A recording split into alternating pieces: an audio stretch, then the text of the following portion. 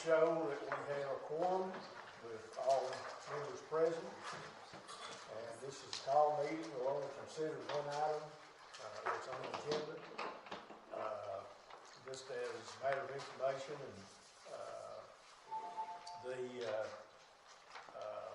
a call meeting, we have midpoint of the monthly meeting, if it's necessary for some items. That's the reason this is a call meeting. Mainly I misunderstood and didn't have it on the agenda, so we're having a call meeting. Okay.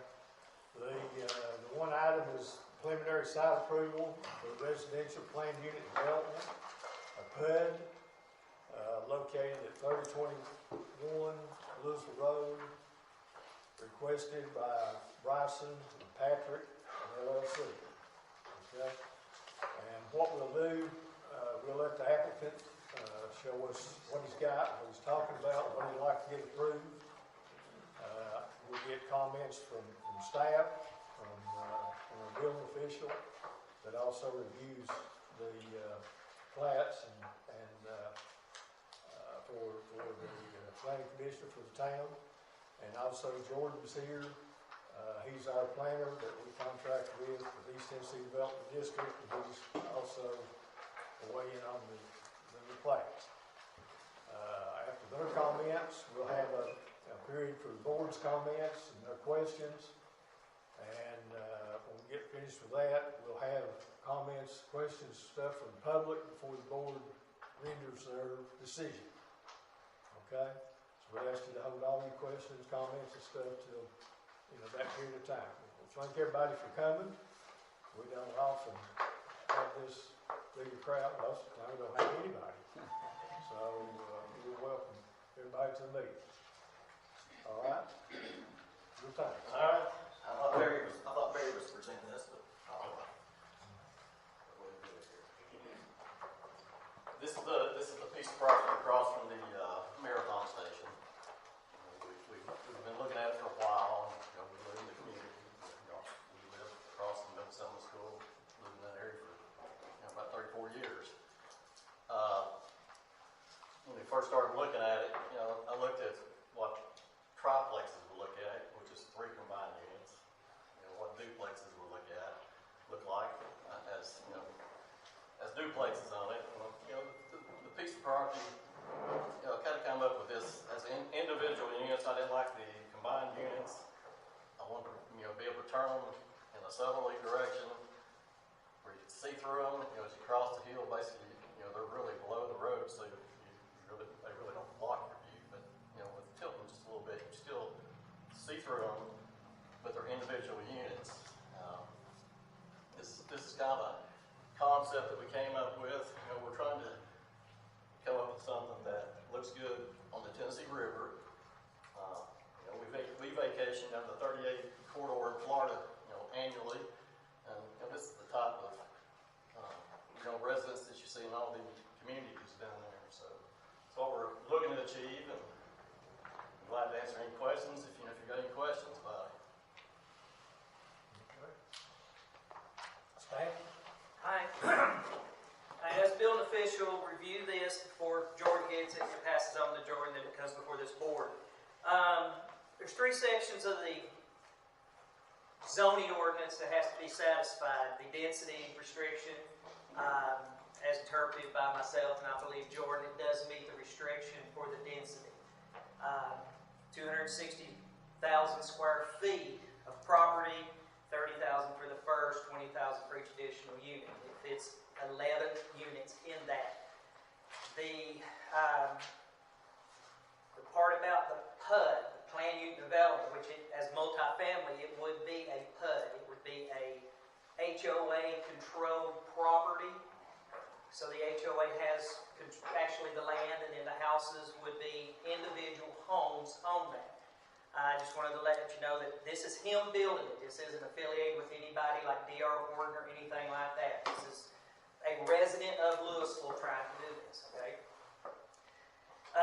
The only caveat that the board would have to consider to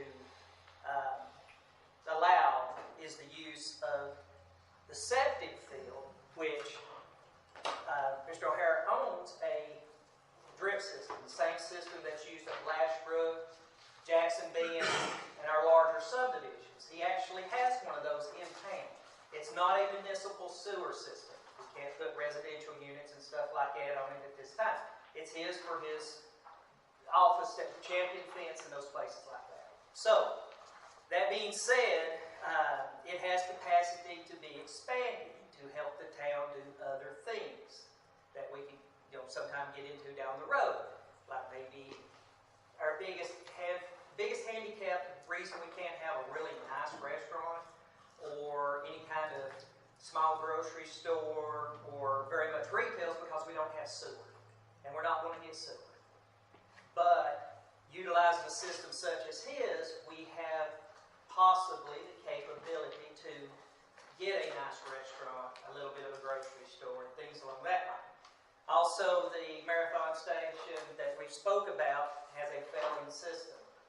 And if their sewer system fails, there's no room for expansion. This, since it's near it, can possibly utilize to save our gas station. So as far as the town goes, and I think Mayor Pugh will back me up on this, it's a good move because it has more than just these houses. It expands into more things that we can do in the community. It gives us sewer capacity for some nice things that we'd all like to have here locally. Well, maybe some of it.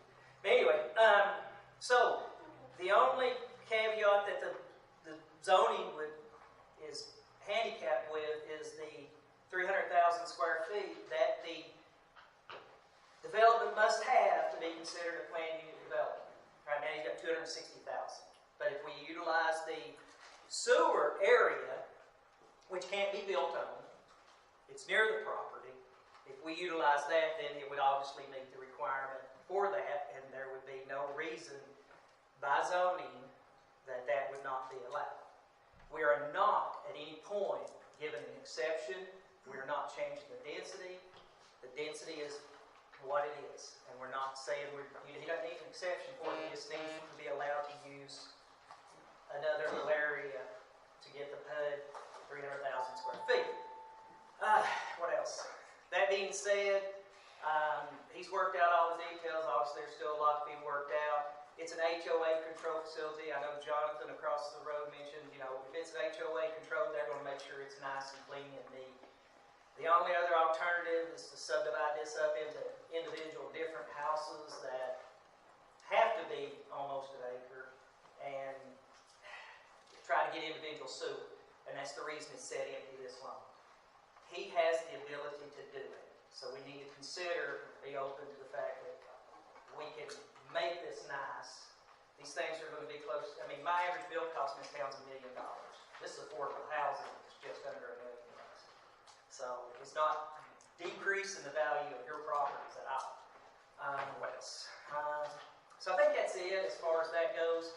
But that's what, the board can make that exception on the PUD square footage and, and approve this, or they can not approve it. So, Jordan? Well, I would agree with pretty much everything you said there. I'm not seeing the department have a sinus infection. I'm not seeing anybody. In theory, it makes sense to use the area that you're going to use for your septic infrastructure, your septic facility. However, it's not part of the site. And I don't think any surveyor would be able to add it because there's other properties in between. So that's a little bit of a stretch from my standpoint. I will say, and I hate to bring this up, but I feel like I have to. My version of the zoning ordinance says 10 acres, or planning commission can allow for less than 10 acres site for a PUD. Whereas Barry's version, I think probably all of y'all's version, said, I'm not sure who's at page 31 is where it's at. It says 10 times the minimum lot size, which would be 300,000. So whichever version, I don't know, John, I don't know if you remember when that change was made and what change was made. Do you happen to remember? No, I don't know which came first, the 10 acres or the the 10 times the lot size. Okay, Uh, that's kind of an important question. It is, but, and nowhere in here have I found where it says it has to be contiguous, but it would seem to me like, common sense would say it has to be contiguous. Right. I'm not, I think it would at least have to be joined to the parcel. You could add it to the parcel. If a surveyor would do that, I don't know. But I just can't in good conscience say that I've ever seen that, or that, that at first blush that it makes sense. But civil plans look good in terms of what's presented. They meet the regulations. And other than that, kind of what Barry said there, it's up to you all whether to allow the area for the septic to be added to the overall site. And in that case, you would qualify. But again, I kind of want to find out whether the 10 acre with exception or 10 times minimum lot size with no exception is the law. When I talked to the engineer, when he called me from Sterling a few months ago, this is my zoning ordinance that I have, and I believe I got from the city. Otherwise, I'm not sure how I got it. But it says 2017, the same as Barry's, and it says 10 acres, but the planning commission can allow an exception to that. Whereas the 10 times minimum lot size, there's no exception. So, it's kind of a tricky one. I can tell you as a matter of practice from the 18 years from the conception of the town that I served as chairman of the planning commission, and I can't speak for the 12-year gap that I didn't, but now as a matter of practice, we've held to the 10 acres. And I don't know of any inside the town less than that, where PUDs were involved. The other thing is a matter of practice, the town has not allowed multiples of 20,000 square feet. Where it says the area and square footage for a minimum lot size, 30,000 square feet. And it says square feet for additional family. The thinking of that was, and this is 30 years old, it's been in the planning since we started town. At that time, they wanted to allow for a mother-in-law's house on a lot. If you had 50,000 square feet, which is basically 1.15 acres, an acre and a tenth, to speak. Or if you wanted to build one of your children's a home on that lot. I remember one guy's, he wants to do that. He said, I want one of my kids there to take care of me when I get old.